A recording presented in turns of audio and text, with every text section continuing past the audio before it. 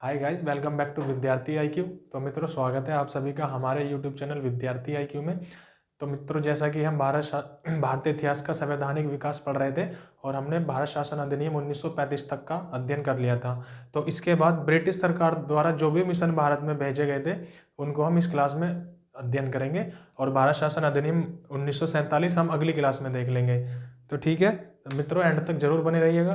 तो सबसे पहले हम देखेंगे अगस्त प्रस्ताव। अगस्त प्रस्ताव कब आया था, उसकी क्या पृष्ठभूमि थी भारतीय संविधान पर। ठीक है, तो दोस्तों अगस्त प्रस्ताव की अगर हम बात करें तो अगस्त प्रस्ताव आया था 8 अगस्त 1940 को। ठीक है, तो ये इंपॉर्टेंट क्यों था? देखो, अगस्त प्रस्ताव क्यों आया था? क्योंकि 1939 में सेकेंड वर्ल्ड वॉर की घोषणा हो चुकी थी, मतलब सेकेंड वर्ल्ड वॉर स्टार्ट हो चुका था।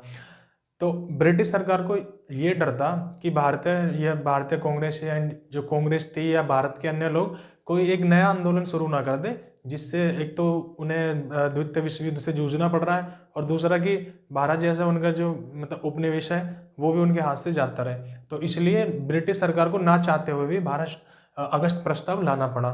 ठीक है दोस्तों, तो अगस्त प्रस्ताव के क्या क्या मुख्य प्रावधान थे पहले हम उनको ये देख लेंगे, और इसकी क्या क्या कमियां थी वो भी देख लेंगे।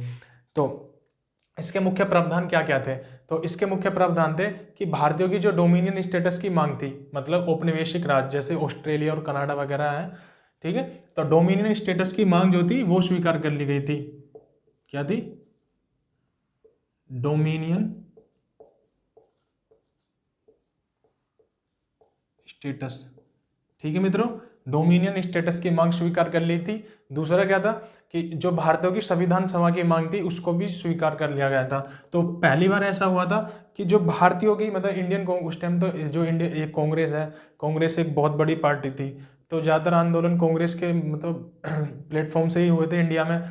तो कांग्रेस की जो मांग थी कि भारतीयों का जो संविधान हो वो भारतीयों के द्वारा गठित संविधान सभा के द्वारा उसका मतलब निर्माण होना चाहिए।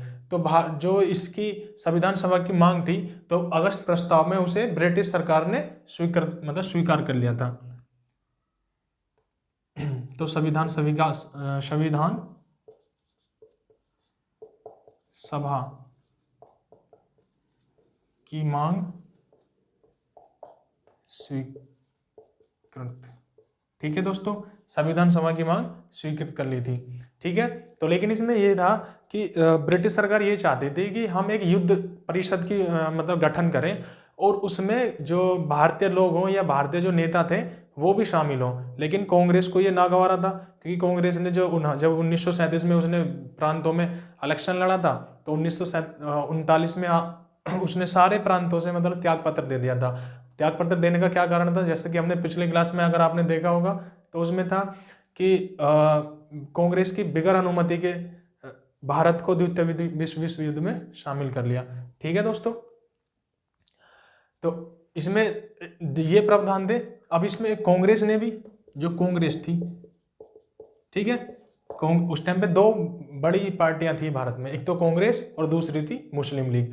कांग्रेस और लीग दोनों ने इस प्रस्ताव को रद्द कर दिया। ठीक है, इस प्रस्ताव को अस्वीकार कर दिया। कांग्रेस का क्या मत था?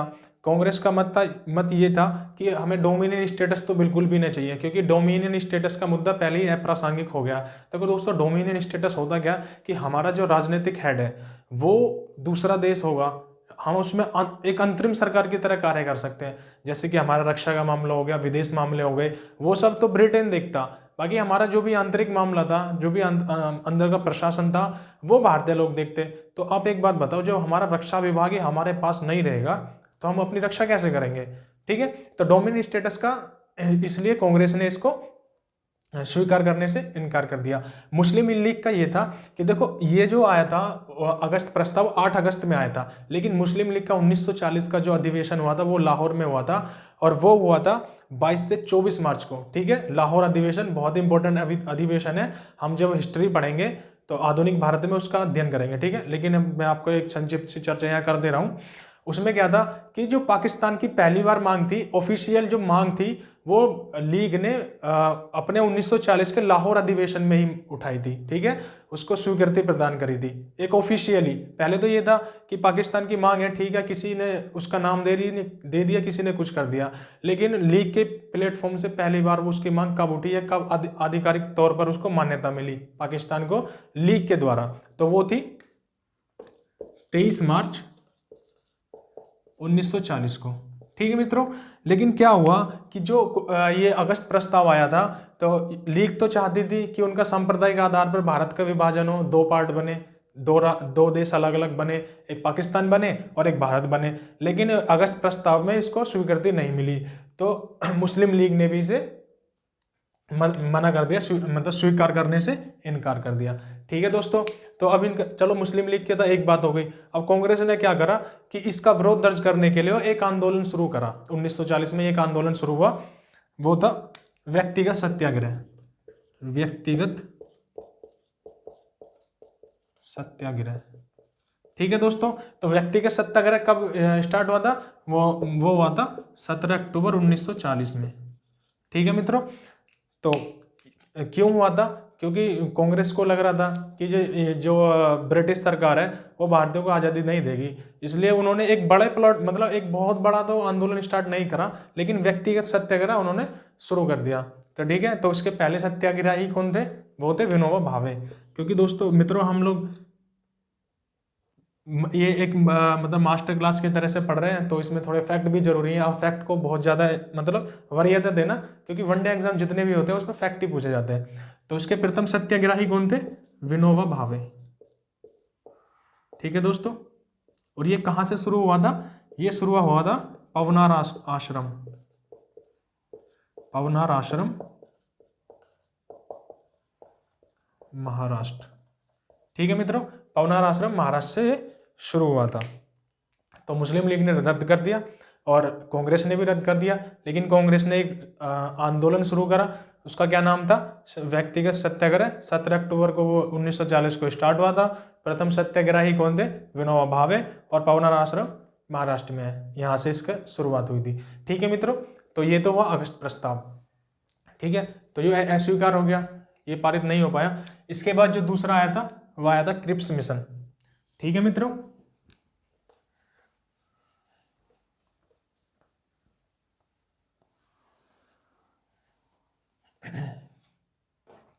तो अब हम क्रिप्स मिशन को देख लेते हैं। क्रिप्स मिशन आया था 1942 में। ठीक मित्रों, अब 1942 में अब ब्रिटिश सरकार जो थी, ब्रिटिश सरकार की मतलब परेशानियां बढ़ती जा रही थी, क्योंकि एक तो जापान का बहुत आक्रामक रुख था और जर्मनी ने फ्रांस जैसे देशों पे भी कब्जा कर लिया था। ठीक है, तो ब्रिटिश सरकार चाह रही थी कि मतलब किसी भी तरीके से भारत को अपने में शामिल कर लिया जाए, और ब्रिटेन पे मतलब दूसरे जो उसके मित्र राष्ट्र थे उनका प्रेशर भी था कहीं ना कहीं, अमेरिका का और उधर चीन का, उधर रूस का, कि आप भारत का सहयोग लें, भारत को आज़ाद करें या कुछ भी करें, मतलब उनको अपने साथ लें, कुछ भी करें। ठीक है, तो क्रिप्स मिशन आया 1942 में। ठीक है मित्रों, तो इसमें क्या क्या प्रावधान थे? इसमें प्रावधान कुछ नहीं था, इसमें ये था, न्याय इसमें कुछ नहीं था, बस इसमें वही पुरानी बातों को दोबारा घुमा फिरा के बता दिया कि एक तो आपको डोमिनियन स्टेटस का दर्जा दिया जाएगा, डोमिनियन स्टेटस। ठीक है मित्रों, एक तो डोमिनियन स्टेटस का आपको दर्जा दिया जाएगा। दूसरा ये था कि जो संविधान सभा की मांग, उसको भी स्वीकार कर ली दोबारा से, संविधान सभा की मांग।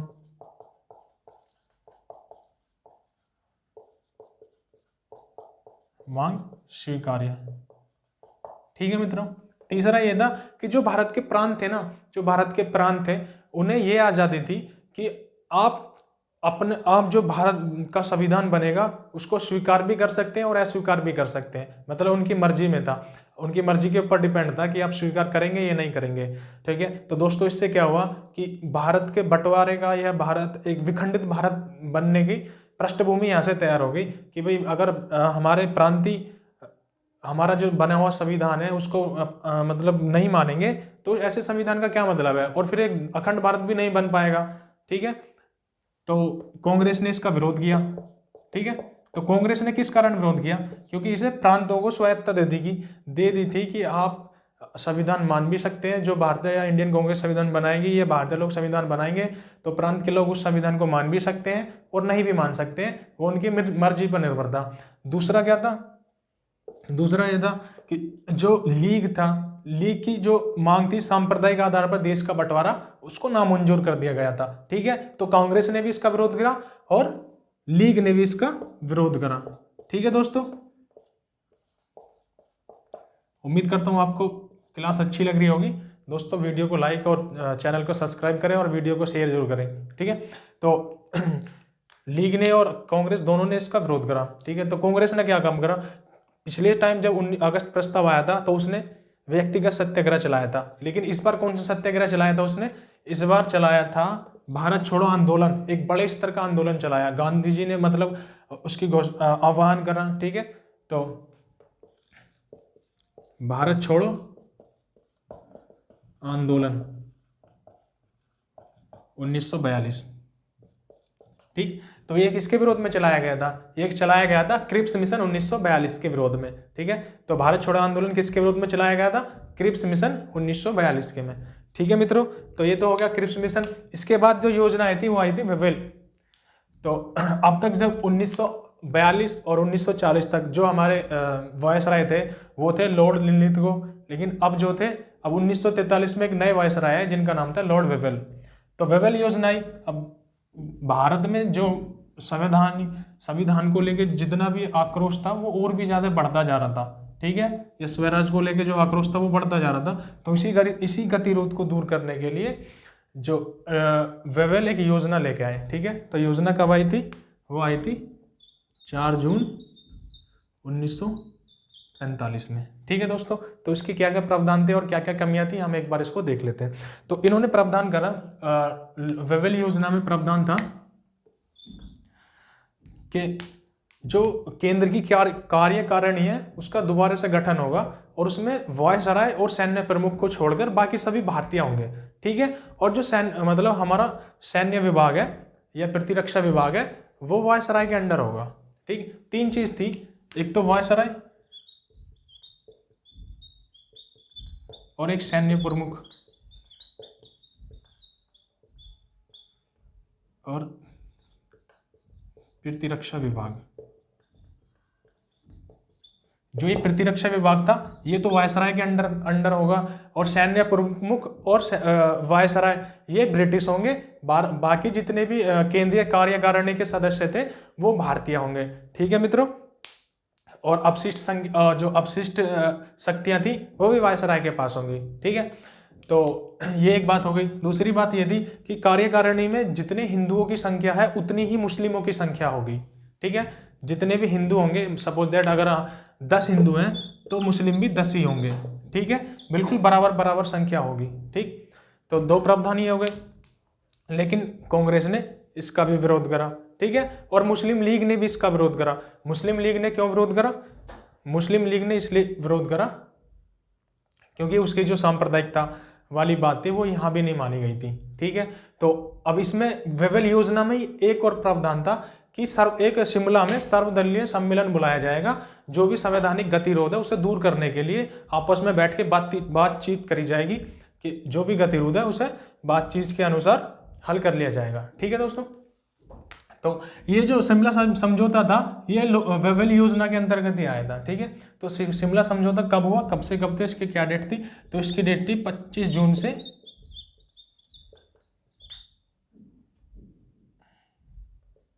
14 जुलाई 1945। ठीक है, तो इसके जो कांग्रेस की तरफ से जो अध्यक्षता करी थी वो थे मौलाना अबुल कलाम आज़ाद। मौलाना अबुल कलाम आज़ाद, ये सब इसलिए इंपॉर्टेंट है क्योंकि दोस्तों वनडे एग्जाम में इनके नाम वगैरह पूछ लिए जाते हैं। अबुल कलाम आज़ाद, क्योंकि 2 ही मतलब बड़ी पार्टियां थी इंडिया में उस टाइम पे, एक कांग्रेस थी और दूसरी मुस्लिम लीग थी। तो मुस्लिम लीग की तरफ से जो अध्यक्षता करी थी वो करी थी आप सभी को जैसे पता ही होगा जिन्ना जी ने।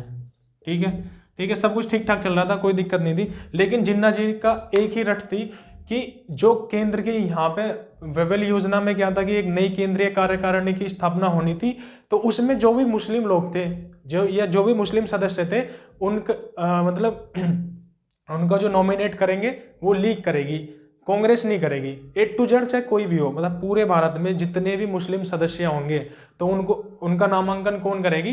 लीग करेगी, ना कि कांग्रेस करेगी। जबकि कांग्रेस के हेड जो थे वो मौलाना अबुल कलाम आजाद थे। तो इसका मतलब ये हुआ कि अगर मौलाना अबुल कलाम आजाद को भी उसमें नॉमिनेट करना था तो उन्हें भी लीग की सदस्यता लेनी पड़ेगी। तो जिन्ना जी ने यही रट लगा के रखी हुई और ये शिमला समझौता भी विफल हो गया, और इसी के साथ वेबल योजना भी लागू नहीं हो पाई, वो भी विफल हो गई। तो दोस्तों उम्मीद करता हूँ क्लास आपको बहुत अच्छी लगी होगी।